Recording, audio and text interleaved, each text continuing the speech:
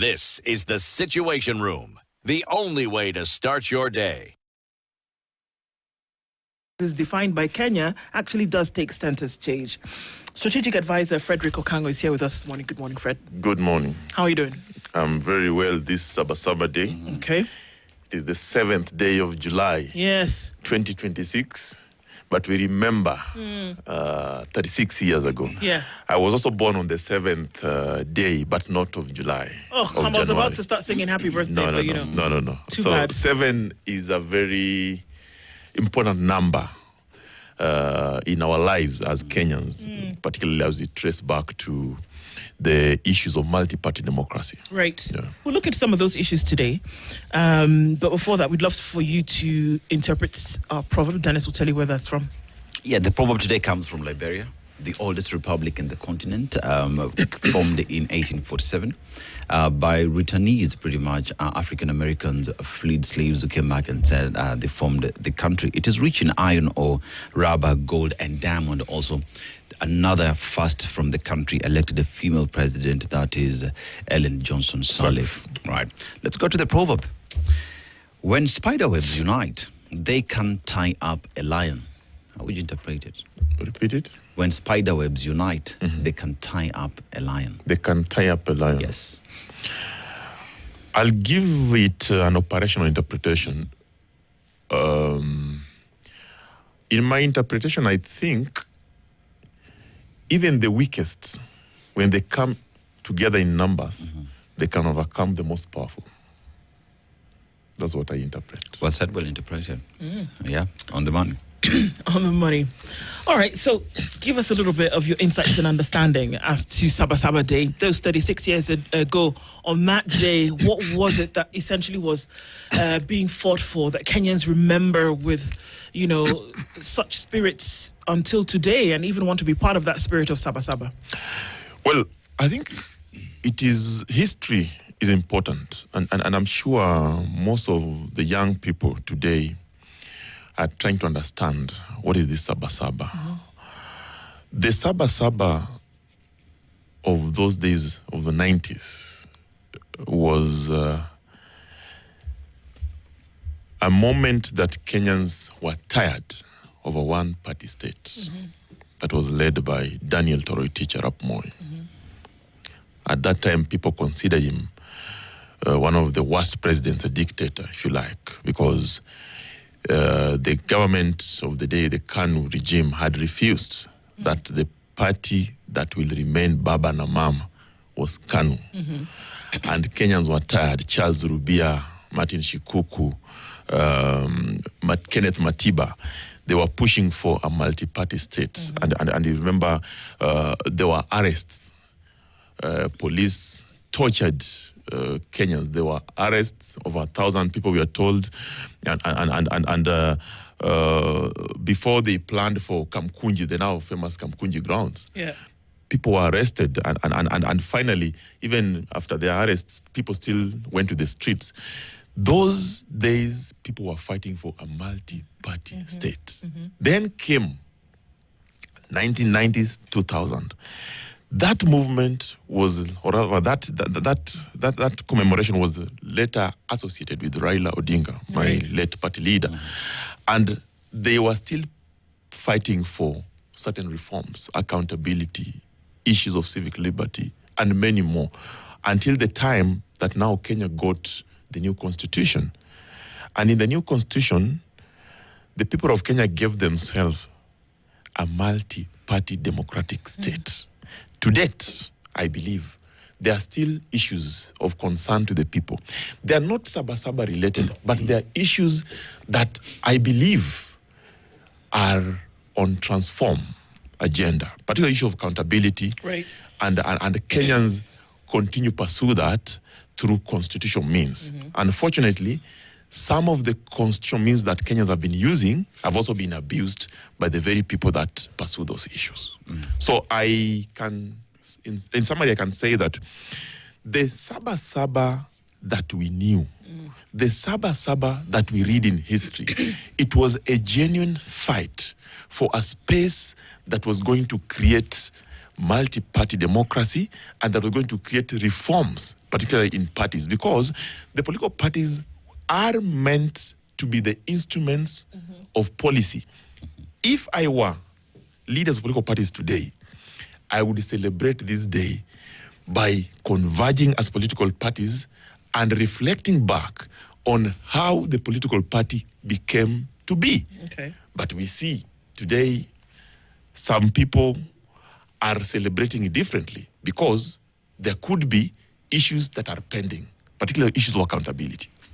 I mean, if you look at Saba Saba, the original push for multi-party democracies, that is in the 90s, and that was achieved when our retired president, Daniel Moi, former president, repealed Section 2A. Now, we move further. Of the old constitution. Yes. We move further and we look at the Constitution 2010. Raila Odinga takes advantage of the Saba Saba Day pretty much to as well keep on pushing for reforms and changes pretty much in the governance of the country. And that continued throughout. Today we see those who celebrate the day as well continue with that push in terms of change that they want to see in terms of governance, some of the civil rights, civic rights that they want to see and enjoy, still push on this day. But one asks the question, throughout this time, are Kenyans, have we gone back to the dark days when protest was illegal, when speaking your voice and pushing for reforms was never allowed? Are we back to the dark days? Because many Kenyans are saying we're still fighting, but we're not being allowed to be heard. I think I look at it differently. For sure, as a country, we have made progress. We have made progress to an extent that today you can even insult the president and you get away with it because it's free speech. Today, you can call for a meeting as a political party, as an individual, and you say whatever you want to say, so as long as you're within the law, and you get away with it. Those days, you could not. In fact, during the KANU days, you needed to get a permit. Today, you don't need a permit. Today, you need to inform the relevant authorities that I intend to do this within the confines of the law, Article 37, and you shall proceed. I concede that there are certain instances where, as a people, we have not probably exercised those rights within the confines of the law, and that is troubling, particularly where we have seen riots or assemblies becoming chaotic and people are injured, people are arrested for whatever reason. But I want to remind our viewers and listeners that the people of Kenya, when they gave themselves these instruments, these legal instruments, remember the constitution we have today is the constitution that was passed by over 67% of the people. They said, we want the Bill of Rights. And in the Bill of Rights, they also gave themselves part of the constitution, Article 37. Every person has a right to protest, assemble, picket, and present petitions to authorities for as long as they are peaceful and unarmed. That is the condition. That condition when not met, then now it becomes a very dangerous situation, particularly to the police officers and the participants. And that's where we are today. We are struggling as a country with how to exercise the provisions of Article 37, where we are agitating for certain reforms, accountability issues, issues of corruption, issues of, malpractice, wastages, and we go out to the streets and say, okay, fine, we want to present a petition to Parliament. But as we do so, we have a genuine cause. But in our cause, we are infiltrated by people taking advantage of the very, very noble cause to cause chaos. The police at that point must now act to protect both life and property. In doing so, we have seen confrontation. Therefore, you can easily say it is a mix of issues. There are genuine cases, but also there are cases that are not genuine in terms of exercising this right, and also in terms of expressing ourselves as far as accountability issues are concerned. So I agree with you. There are instances where we seem to be going back, but it is a mix of issues. It is a mix of issues. What is it that we must do as a country to ensure that we are on the trajectory of reform that we'd want to see? Because every time we see things, I'm sure we are not the same way we were in 1990s. We don't want to be the same way 10 years to come, the same way we are today. Kenya must progress. And even this new constitution, the drafters told us that it has got 20% defect. So it means if we're to have a perfect constitution, then there are certain things that we have to do. And maybe as we continue, I'll tell you what the panel is doing about this and what the reform agenda have been proposed by various stakeholders in doing so. Well, let's get into it now, because if we're talking about the fact that 36 years later, when folks were, it was a bloody conflict 36 years ago, Saba Saba. Yes. That was life lost and the people who were injured, and that there was a reminder that you cannot actually just stand up and make your desires or will heard. I do agree that over time that has progressed significantly, whereby people then have, to an extent, freedom of speech and or association, but that you can still see the desire to allow you your freedoms and your rights, but then they're curtailed to a particular point. So what are some of those things that's getting to a place where you can truly say that these rights are being observed and respected? What are some of the things that are being done? Because I hazard a guess that the intelligence agencies, for example, they've got the expertise. That's why they're there. They have the equipment. They have the wherewithal to decipher, to tell the difference between somebody who is armed and dangerous during a protest and somebody who is not. The people who lost their lives know. The people who were killed by the bullets of police were unarmed. Unarmed. And it takes time for you to shoot, focus, fire. Or rather, to focus, fire, kill. It takes time to do that.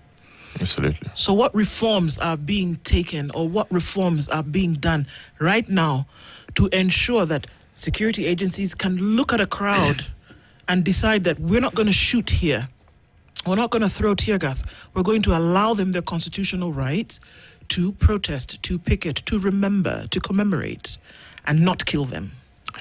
I want to take us back. When some of the organizers of protests of whatever nature, whether it is Saba Saba, whatever it is, whether it is finance-built protest, whether it is a demonstration, whether it's a picket, some of them have issued statements that are of a security concern. For example, when somebody says, tomorrow there will be no schools, there will be no going to work, there will be no passing through this road, because we shall occupy it and we shall protest to petition Parliament on whatever matter. What that means is, for the people who are not interested in your march to Parliament, for the people who are not interested in your protest, you're already infringing on their right to do whatever they want to do. That sends a signal to the authorities that there's likely to be people that their rights are being infringed on and they must be protected. So the police come out and protect the rights of those who are protesting and those who are not protesting. By killing others? No, not by killing anyone, by ensuring that that protest is peaceful and everyone enjoy that right in equal measure. How do they ensure that the protest is peaceful? I really, this is what I was asking, the ways. How do they ensure, how do police ensure that a protest First of all, peaceful? It is a requirement. And I am not qualified to speak for the police, but I understand the law. It is a requirement that every person who organizes a protest or demonstration must first of all inform the police through officer commanding station. Yes. That is what the Public Order Act says. Yes. Yeah. Once you do that, then you work hand in hand with the police to ensure that you identify the routes that you'll follow, and the police put measures in place to ensure that those routes are peaceful and there are no criminals that involving or infiltrating, and they take you through. Right. That is the expectation. But there are instances where we have seen organizers issue media statements that we will be taking petition to Parliament through Arambe House, and they take it to the media, or they take it to the police headquarters. That is not the officer commanding station, place of work. The OCSs are all over. Now, when that happens, the police come out and say, we have not received any notification to that effect. Therefore, we consider that protest illegal. Okay. The problem starts there. Now, you have asked a very good question. How do the police ensure that these protests are peaceful? Majority of our police officers remain professionals. They are trained to protect life and property. And I have seen instances where the police plead with the protesters and tell them, please ensure that you identify your team and don't allow criminals to invade. Don't allow criminals to infiltrate. Because when you do so, this protest will cease to be a peaceful protest and it become a riot. But the protesters sometimes also become violent. And they say, no. We know our people, allow us to go.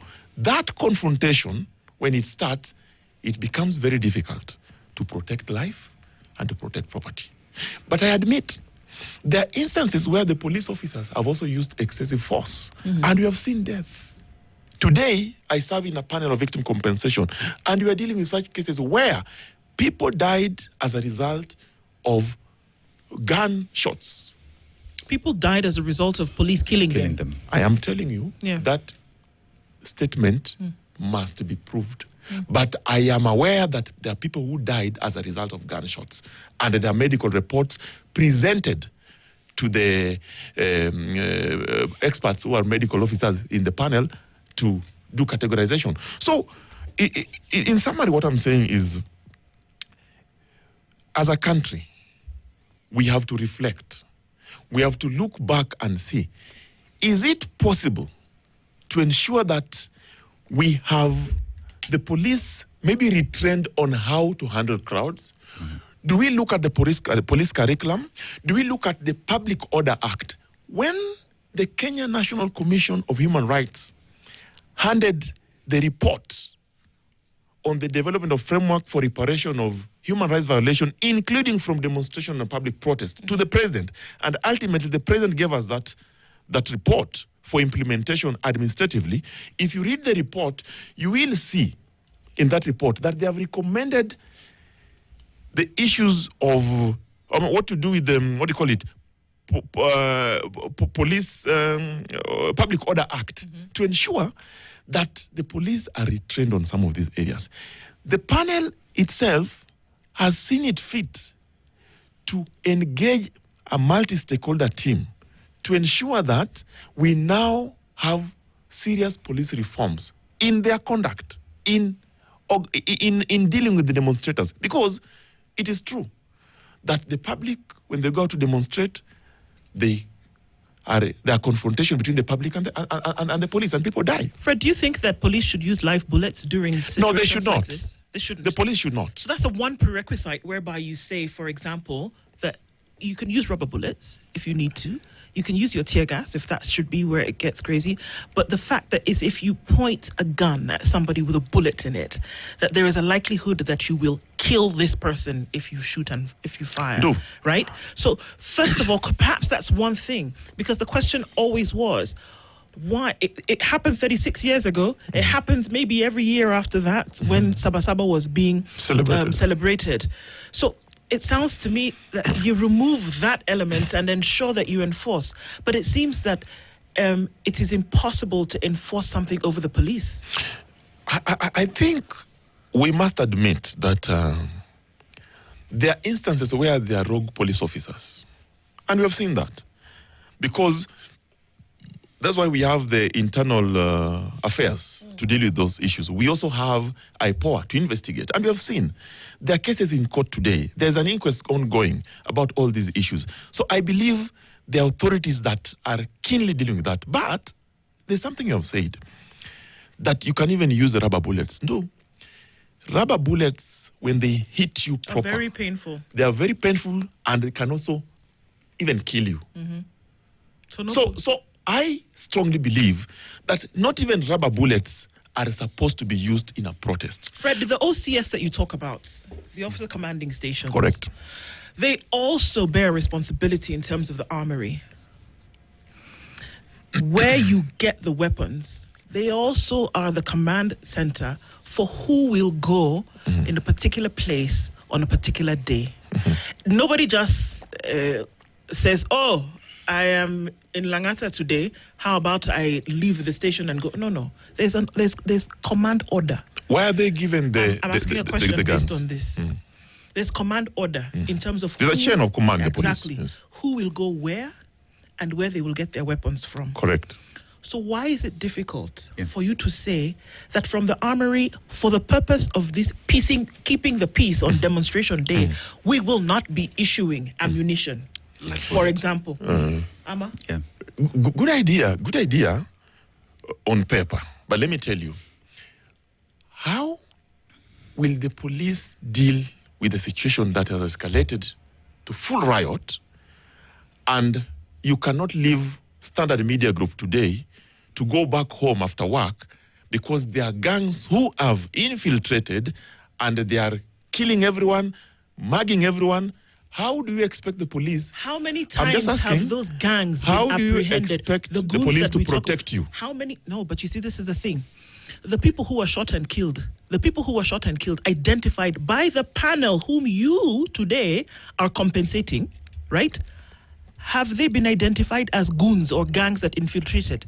These are people who were in the protest, who their fellow protesters could say, this is our comrade, this is our friend. So if your argument would lay claim, then we should be able to say, you expect the police to come and protect you from these gangs that infiltrate, right? Why then can the police not identify who these gang people are and then have them arrested? Have we heard to date that gangs have been arrested? I think the reason why it has been difficult for the police to identify them is this. There has been very little cooperation between the organizers of protest or demos and the police. Because so that's why they can't arrest goons? I am gangs? telling you, in my view, the reason why it has been difficult is because the organizers and the planners and even the funders, it has been difficult for them to cooperate closely with the security officers so that they can identify any infiltration. Because if you're organizing a demonstration, you know your people. We should have protest marshals. We say, in this team that is leading Arambe Avenue, we are 100. And these are our contact details. At the end of the protest, we'll check if all of us are there. If we see anyone joining that is not part of us and behaving in a manner that we not agree, then that person should be pulled away because he is not part of us. Allow me to ask a question in this way, please, so that I can understand.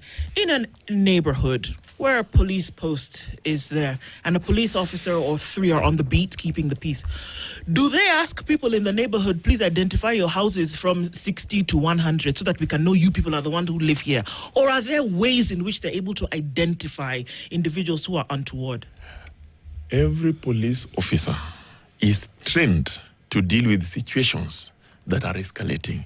We have got security officers, we have got DCI, we've got intelligence officers that know everything. They know even where you live. Are they and trained to done, identify yes, they are, people who would not be like your peaceful protesters, for example, who are wielding crude weapons? Would they police be able to officers identify? are trained to identify criminals. Okay. They are trained to deal with criminals. They are trained to apprehend criminals. But they have That is the not. training. It is a professional training. But they have not. And I'm going to insist that the goons and the gangs that we talk about, tell me one goon that has been arrested from the ACK issue since. Tell me the goons that we saw on TV who are walking alongside police officers.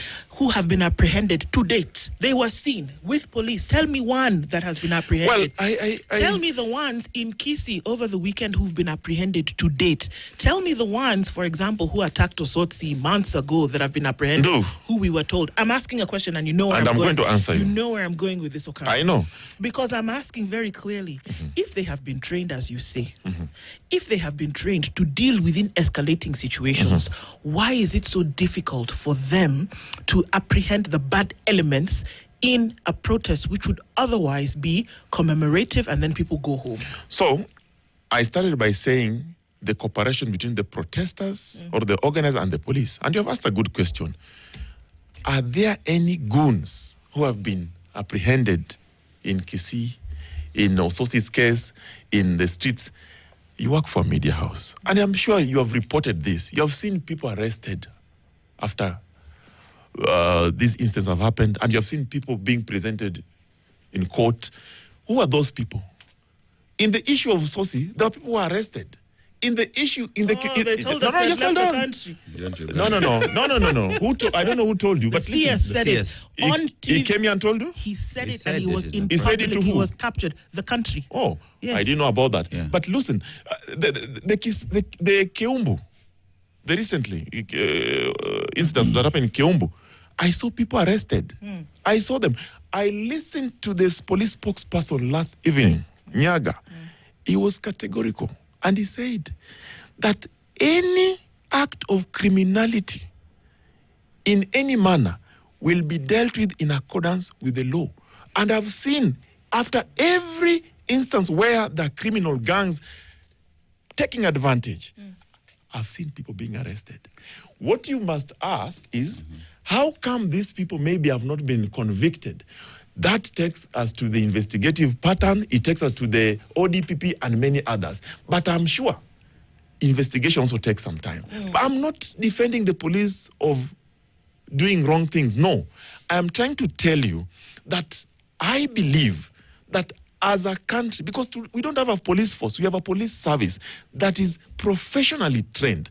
But within the police force, we are also aware there could be some elements of people that are not professional in their conduct. And that's why we, as a people of Kenya, always strive to ensure that we reform every time we proceed. That reform demands of me, you, and him to put suggestions forward.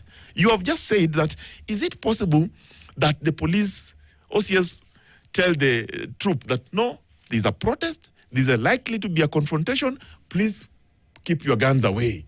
Maybe use batons, I don't know.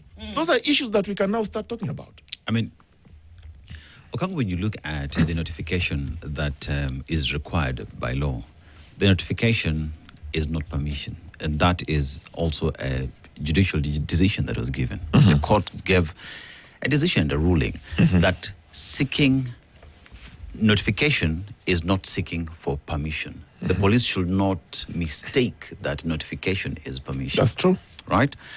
And one asks the question then, with a police officer in police service in this country that has a well-trained DCI, a well-trained NIS, how come is it that it is easy to foil one of the most difficult situations in the country? Say there is a terrorist attack somewhere. The DCI, the NIS will always give that intelligence and ensure that doesn't happen. But here we're talking about demos that are happening. Notification has been given. We are coming out to demonstrate on such and such a day. And this is what we're going to do. Case in point. We will be coming to Parliament to commemorate an anniversary for Kenyans who were killed outside Parliament. We will be coming there with our flags, we'll be coming there with our water and flowers. But what do we wake up early in the morning to? Roads have been blocked. That right there is abrogation of Article 37 of the Constitution, which guarantees Kenyans the right to demonstrate. So from the word go, the people that you are saying should work together with the protesters are the ones who are making it very difficult to work with the protesters in the first instance. So we're here looking at abrogation of the law and why the police service seems as if it's out there to curtail each and every single law there is. One asks the question, when will we ever have a police service that reads the law and implements the law for what it is, not an order that seemingly has come from an office that shouldn't even be ordering the police. So, I like your analysis. Let's start from blockage, that you say blocking the road. I don't think the police are blocking. You know, what the police officers have told us, and the security officers, that they do screening. So they stop, they put a barrier, and when they put it, they don't block you from passing. They just check to ensure that people moving to that direction are not criminals that would otherwise cause havoc the other side. And in doing so, just listen, in doing so, there's likely to be some traffic congestion because it takes a bit of time. When I was coming here, I was stopped along the road and they checked and they gave me a go ahead, please proceed. I identify myself, I say I'm going to Spice FM, okay, proceed. And they allowed many others. That is what happens. Number two, you say in doing so, they are abrogating the right to protest. Even to movement. To movement. The right to movement can only be abrogated if you are stopped from proceeding. You're told you are supposed to go to Mombasa Road, you are not going. Go back. I'm going to give that is not what is happening. I'm going to give you a personal example. Okay, before you give me that, let me just finish. I'm going to give you a personal example. That's okay. It's a personal example because on June 25th, correct, I was coming here. I was using Mombasa Road, right? I was using Langata Road. And police officers told me, this road has been blocked. You cannot proceed beyond this point. Go back to where it is you have come from. That is blockage. That is abrogation of my right to movement. So you see, so at that point, me as a Kenyan, my right has been abrogated by the police officers who are supposed to uphold the law. On that day, we covered the entire country, and many Kenyans were stopped from proceeding, going to their places of work. So we will not say that police have not blocked people when we aired that, when the country experienced that. Now, Fred, I want to do something. Yeah, you just allow me. Sure. Let's take a break. That's okay. Hold that thought. Okay. And then we'll come back and we'll continue with this. It's 21 minutes to 8 o'clock. Fred Okanga's here this morning, and we're talking about, some of the things that, move you to the place whereby freedoms and rights can actually be established. Saba Saba Day is what is being commemorated today. We'll be back after this. This is the Sore Day. Here, unless we're saying that it's not clear how these things should be dealt with. You shouldn't. And to answer that, let me just finish with what I was saying.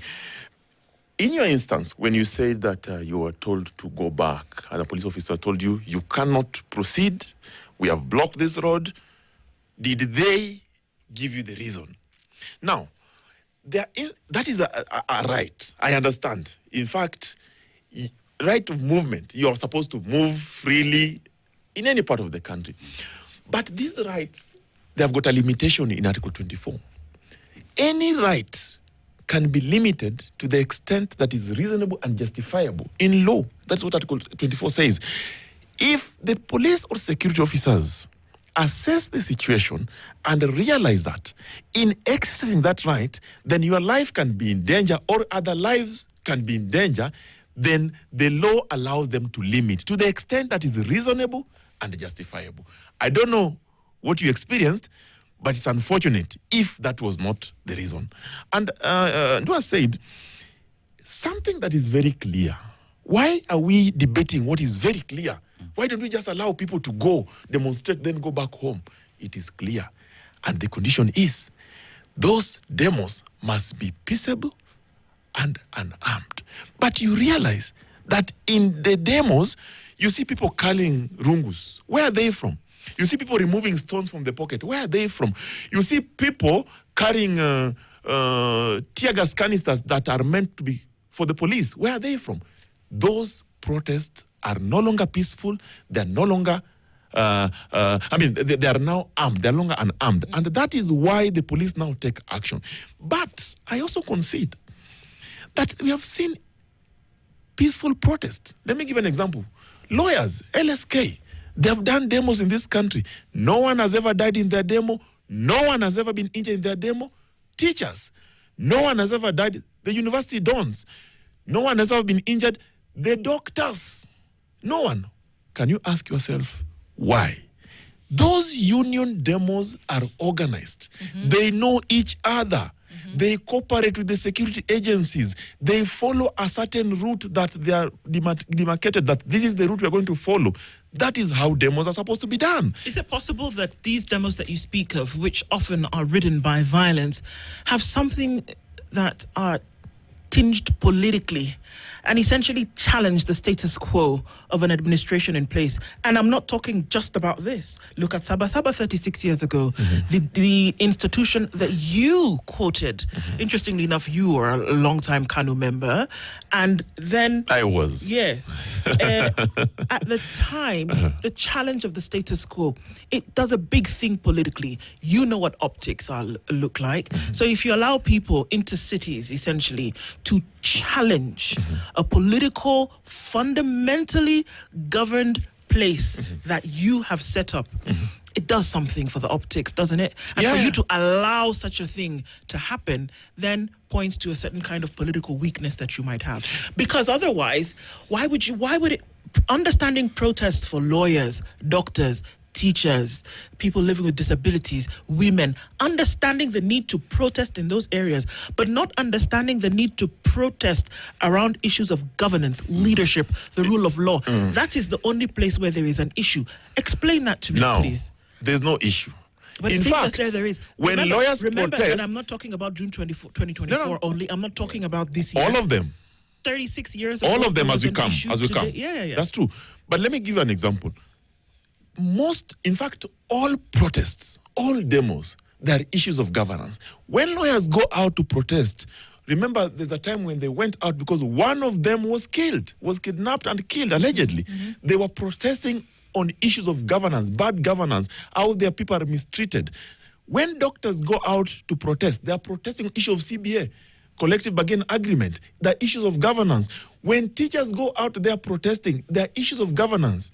All these issues are politically related. Fred, one thing you must not do is be disingenuous, because you know exactly what I'm saying. No. If there is an issue, if there is an issue that confronts the executive, if there is an issue that confronts constitutionalism right at the center, there seems to be an issue. Let's talk on that place where we're elevating the authenticity of this conversation. I don't think that's not a very good way to look at it. No. Every protest... That's not a good way to look at it. No. Well, it may not be a good way, but it's a true way. So let's look at it like that. When people were protesting in the 90s, they were protesting en masse because the issues that were affecting them, they were affecting everyone, and the people made a decision that we want multi-party democracy and we want a state that we can have political parties compete. We don't want Baba na Mama. Were they allowed to protest peaceably? They were not. Exactly. They were not allowed because at that time, that was the law. KANU was the law, KANU was the rule, KANU was Baba and Mama. We overcame. Then came 2010. Boom. The Constitution of Kenya 2010, we are a multi-party democratic state. We have Bill of Rights, freedom of speech, freedom to protest and assemble, all those things. When they arrived, then those provisions were guarded. They are now protected. You are free to protest. You are free to assemble. You are free to picket. But you must do it within a certain manner. That manner is what is lacking. I can guarantee you today that for as long as we don't have enabling legislation to guide Article 37, how we exercise it responsibly, then we will still see this confrontation.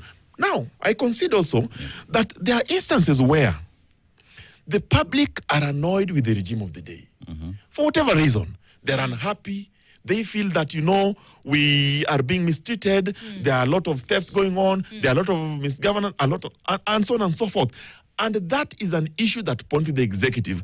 Is it also possible that they have got avenues of channeling that. Is it possible? Yes, it is. Is it? It is. Yeah. It is possible. We have members of parliament that represent us. What are they doing? Yeah. If a member of parliament is supposed to legislate, oversight, and represent, who is he representing? You, me, and them. I am able to present that petition to parliament and they pursue it. But the challenge... How has that worked out historically? You're going to ask me. How has that worked out historically? How am I presenting it to parliament? I have to go to parliament, present a physical petition. Right. Or I can send an email to the clerk. Yeah. Or I can use my member of parliament to do a private motion. Right? That has been seen. How I am has trying that to be worked innovative out and creative. recently, But how I present it is at my discretion. Yes. I might choose to present it physically. Yes. I might choose to present An it email. alone. I might choose to present it Member as of a parliament. group of people. Exactly. Going there physically, Exactly. right? You are free. But then, Okango, Yes. as well, Almost had small. Let's proceed. you see, Okango. Yes. We will read about protests and how they ought to be. Notification, giving the path, Yes. where we're going and everything Yes. else. But how do you read it when you are going for demos? You see individuals with batons walking side by side. The police. The police. How do you read when the police say, we are coming in to protect you, yet you find individuals, Kenyans, with batons outside Nairobi saying we are protecting our businesses? What is the role of the police in providing security to every other business and Kenyans, those who are protesting and those who are not? How do you read when you go to Eldoret and you find individuals who are on the streets with batons and saying, we do not want demonstrations in this town. You try, we will beat you to a pulp. And the police that you're talking about, who should ensure that the right to demonstrate and that is guarded and protected, they are not there to ensure that those who are threatening are arrested. Is the police genuine in saying that we are here to protect these rights and ensure that those who want to protest can do so peacefully? Yeah. I understand, because we have seen those images where the police officers, together with some people who are perceived to be goons, carrying batons and they are allegedly protecting business premises. That is unfortunate, because they must be identified. And if the identification reveals that they were not police officers, because they are not, then action must be taken against them. They are interfering with the peace. That must happen. I agree. Number two, we have also seen instances where unidentified men pose as police officers and do very bad things in mask and so many other things. We have seen that. That must happen. I listened to Nyaga yesterday, the police spokesperson, and he said, those are not their people. Those are not their people. Those who are carrying batons, beating others, their people are police officers, professionally trained and identifiable, and have been sent to deal with those issues as such. So if there are instances where they are goons, those goons must be dealt with. Unfortunately, because they are a threat to security. Unfortunately, Okango, Yes. I think, even as we listen to Mr. Nyaga speak, Yes. I think there is a lot of dishonesty in that statement. Why? Because during the demos, we have seen plainclothes individuals with the masks on their faces against the court order, picking up protesters and throwing them in a police vehicle. You said plainclothes individuals. Individuals. So they are not police officers. Tell me, because you're saying they are identifiable. How are they identifiable when they are in civilian clothes? Can a When civilian they put are- somebody in the police When vehicle? they are masked, how do I identify them? No. When they arrest you, they do not identify themselves. They do not give you a service number. They do not even tell you your offense. All they do is pick you and put you in a police vehicle. At that point, tell me how this person who's not identifiable is working together with police officers in uniforms, putting you in a police vehicle. Talk to me about how that makes sense together with the statement given by Mr. Nyaga. When I listened to Nyaga last evening, and I've listened to him before also, and I've also listened to other senior police officers, we have got the DCI that are not in uniform.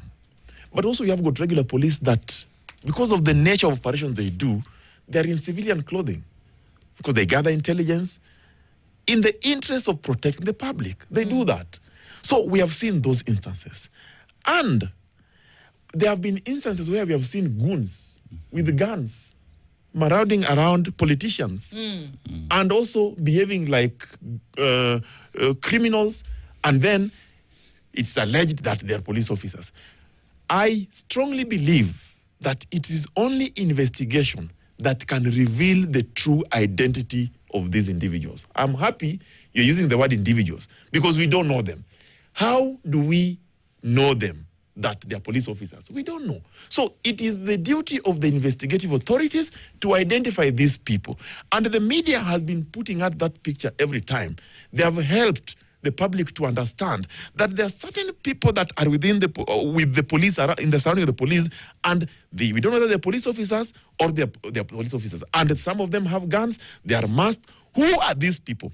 That is the work of investigative authorities. Okango. We believe that in due time, they'll be identified. You are a lawyer, right? Yes. If a civilian police officer, a DCI or an NIS officer, who is a police officer pretty much, arrests me, what should be the procedure? That you're taken to the police station. Before I'm to record picked a up, statement. what are they supposed to do? Identify themselves. And the reason why they've picked you. Right? Yes. Including giving me a service number. Correct. How often does that happen? I believe for those who are taken to stations that happen. I believe so. But in instance where it has not been happening, then it must happen because that's a problem that we have to deal with.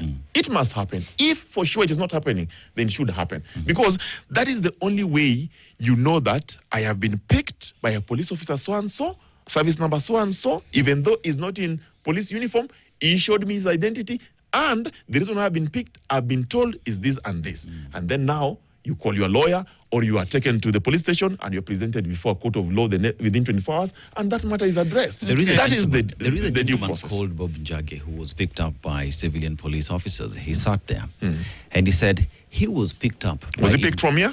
Not here. He was picked up on the streets Okay. by individuals he's suspected to be police officers. He asked for identification. He asked them where they were taking him. They never came through with that information. He ended up in a place where he was tortured and dumped somewhere within the country. So as we talk about people who pick you up in civilian attires, they are masked, they do not identify themselves. It is a reality in this country.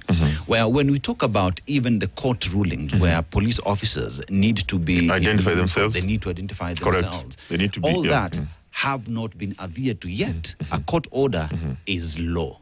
Why do we see that? I understand. And you know, some of these things are very challenging. And the police deal with different situations differently.